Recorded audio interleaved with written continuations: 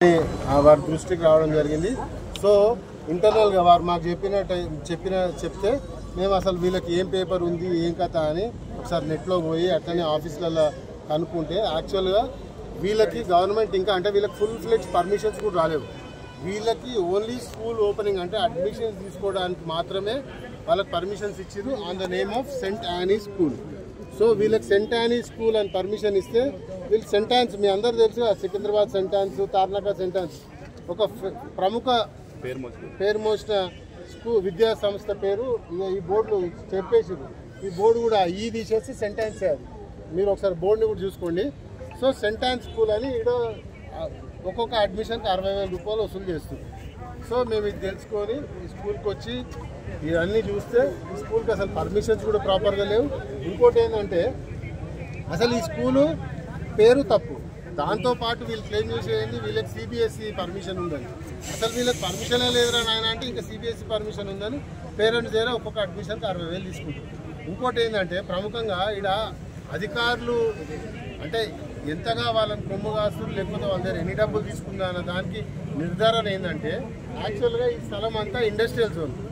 Electronic complex అని ఏదన్నా door number flat number పక్కన వస్తే అది ఇండస్ట్రియల్ జోన్ కిందకి నిర్ధారణ బ్లైండ్గా అంటే ఎవరికి చదువురాను అడిగినా చెప్తారు.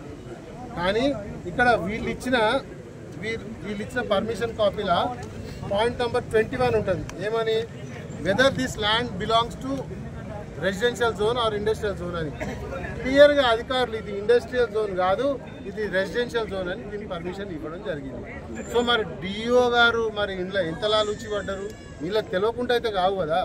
సో ఇంకోటి ఏంటంటే రెసిడెన్షియల్ జోన్లోనే వీళ్ళకి పర్మిషన్ ఇవ్వాలి, వీళ్ళు ఇండస్ట్రియల్ జోన్లో పర్మిషన్ తీసుకోరు.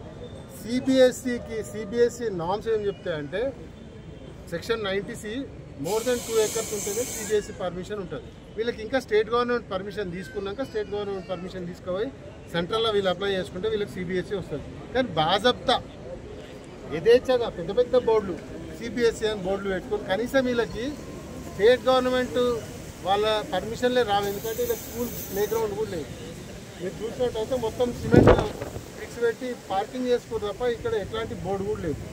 ఇంకోటి ఏంటంటే ఇక్కడ చిన్నపిల్లల ప్రాణాలతో ఆడుకుంటారు వీళ్ళు. ఎందుకంటే ఇది కెమికల్ ఫ్యాక్టరీస్. ఇక్కడ పక్కనే వెట్ ఇండియా ఫార్మాస్యూటికల్ ఫ్యాక్టరీ ఉంది. అది ఏంటంటే జంతువులకు కావాల్సిన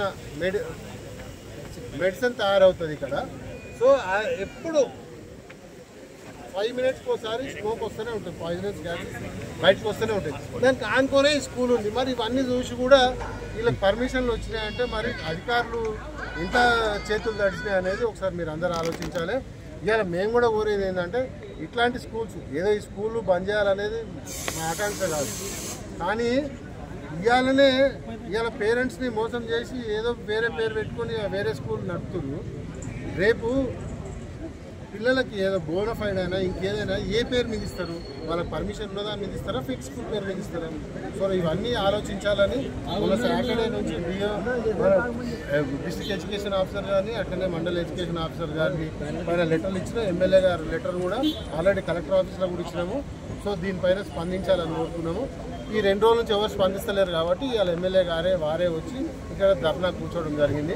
ధర్నా కూర్చున్న వెంటనే మరి అధికార యంత్రాంగం అంతా స్పందించి ఈరోజు ఇప్పుడు ఈ స్కూల్ని సీజ్ చేస్తున్నట్టు ప్రకటించడం జరిగింది.